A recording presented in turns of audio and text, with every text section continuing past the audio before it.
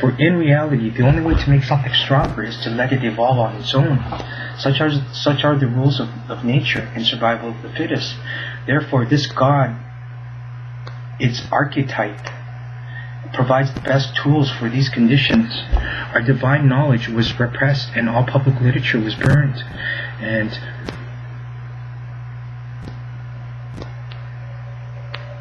a 1,000 years down the road, there had to be something to offset this chaos. So Arthur gave up his life, and then Muhammad came, and he also tried to merge all the religions. And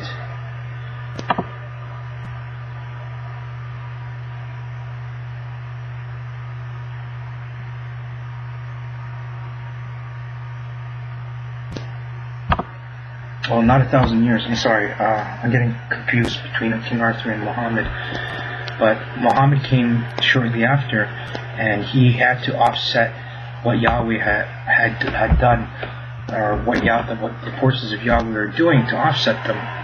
So, and you can't have two gods competing against each other. So they did that, and then, I mean, it wasn't working.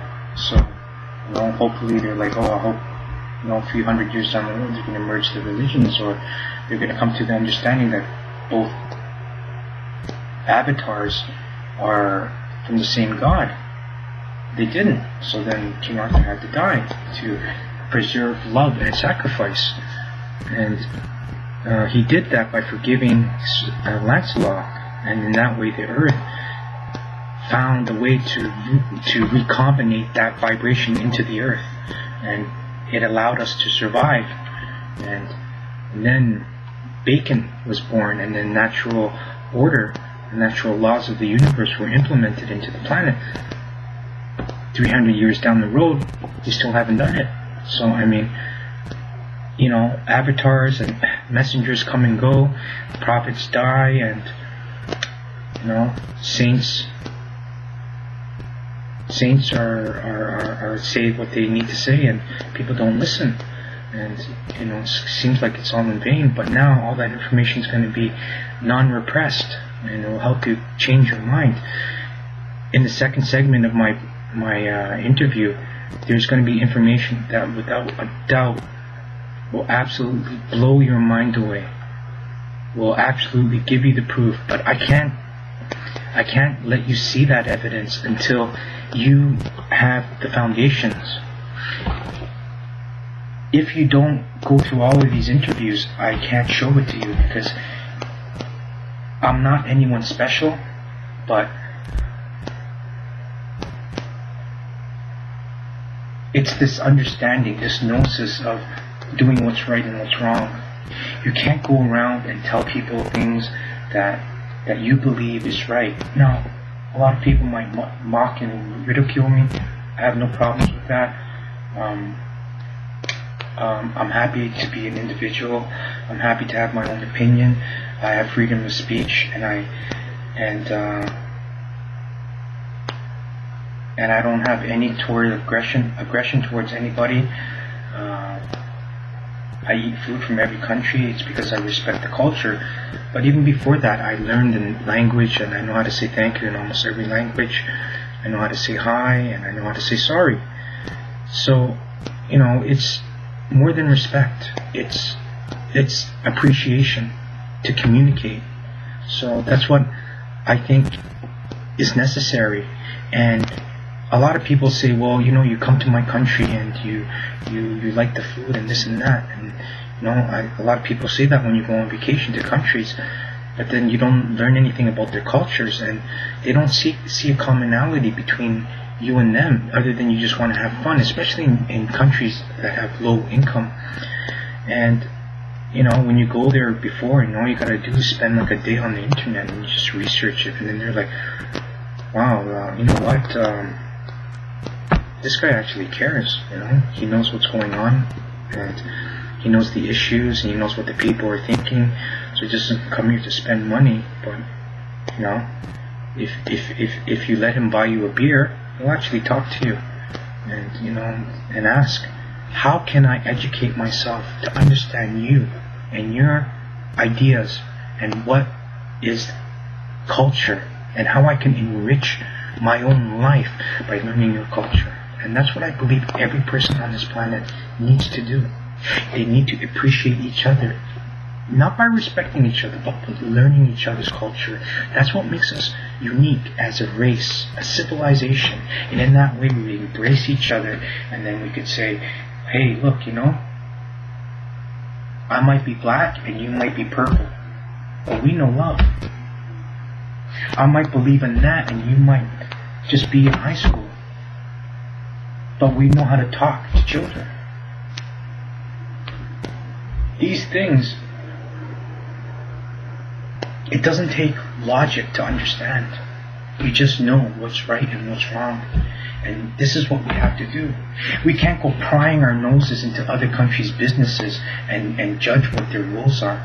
We don't even understand their culture.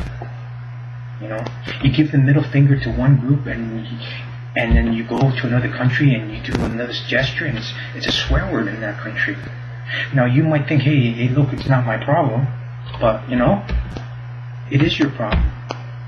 You're going to that country and you're trying to have fun and this and that, and you can't have the decency to know what's a swear word and what's not. And it doesn't come down to, you see, this is the respect factor.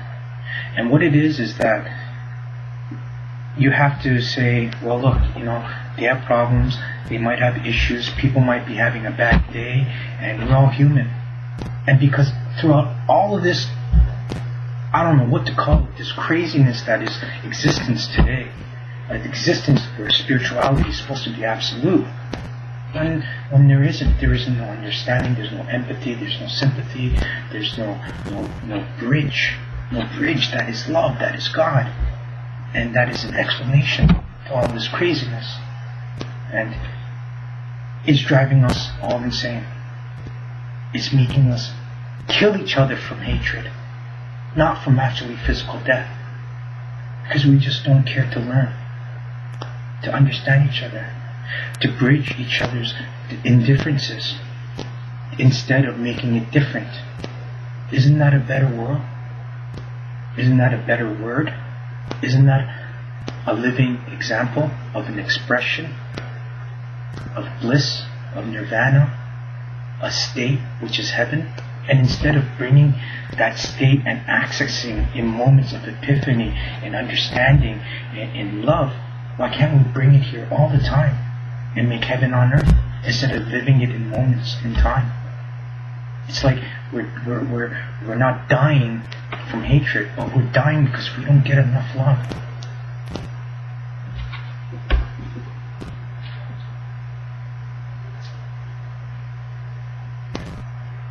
So for anything to make it stronger, the rules of nature and the survival of the fittest will make it stronger. And Yahweh's archetype is best for that. Our divine knowledge was repressed and all public literature was burnt. The sudden rift in knowledge and spiritual repression, along with the closing of the stargates, totally severed almost all public and inner secret connections to spiritual power. Only the elite and even the high-ranking priests that were not elite were given access to the spiritual world. This cause of sudden amnesia and neural disconnection that were of spiritual connections, a genetic connection. So it's an actual physical connection. For instance, you can't put this USB, I have the knowledge of God in here, but I can't access it in my brain unless I stick it in here and see it from my eyes to process it. Or I could stick it in and like a bat, I can feel in Braille. I know it's echolation, but I can feel in Braille what the words of God are, or what the knowledge of God is. But there has to be some sort of physical connection, and that gene has been turned off. And it's dormant, but it's still there.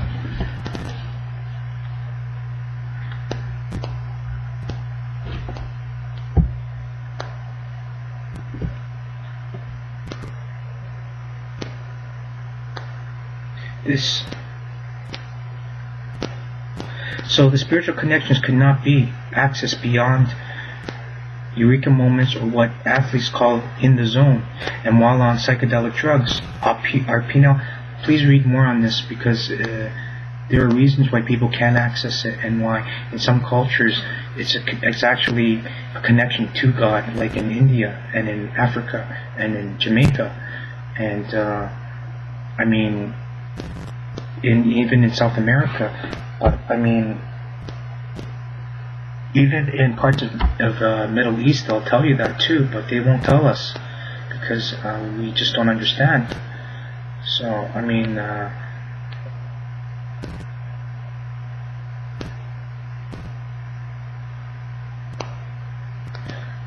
and there's more on this topic on drugs, but please see the other topics of 21, 31, and then 30 is a hard read, but give it a try, and then try 20, or 20 before 30, and then go to this topics on drugs. But then after that, and before you go into the topic of drugs, only if it interests you, and then give 27 a try and see what happens there, and try 26, not 26, 22.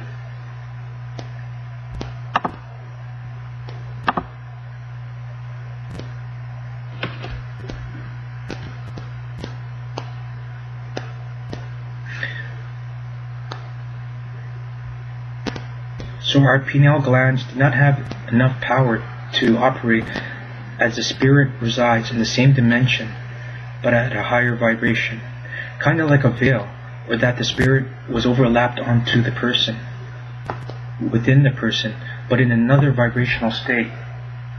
So we do not need to gather, which are churches and mosques, in order to find the kingdom of God. Jesus said, "You do not need to go to church to find me, but God is within the dead," and that's from the Dead Sea Scrolls. And it says also, lift in the Dead Sea Scrolls, seen in the movie Stigmata, lift a piece of stone, a rock, and I am there. Break a piece of wood, and I am there. The first quote is easy, as it conveys that God is within all creations. The second interpretation requires a little bit of tutoring, as it alludes that God is also in destruction, Alpha and Omega. So with it comes life, in after death, where wood creates fire and shelter, like a cycle of life, and the means to cook, as Jesus states that I am the Alpha and the Omega, creation and destruction. So also the sun is like the Alpha and the Omega. It's creation and destruction, because when it dies, it explodes in a supernova and it destroys everything in its path. It takes out the entire solar system, millions of kilometers of destruction, and then it goes supernovae and takes out anything in its path. So I mean, there's a lot of stuff that we don't know still. And we are all a piece of the God consciousness. That consciousness is the human collective spirit and intelligence, as we are all angels, fallen to earth in order to relearn how to reconnect back to the kingdom of God and Allahu. What we need to do is, by experiencing, learning, evolving mentally and physically in this way, complete your 4 destinies, which is an actual paper, which is Q4, I believe. Because if you don't take away your negative karma, you'll never complete your destinies. You'll always be haunted by negativity, not by demons or negative entities, but if you owe karma to someone else, they will bother you. But if you don't know how to get rid of that karma, they won't bother you. So it's Q5.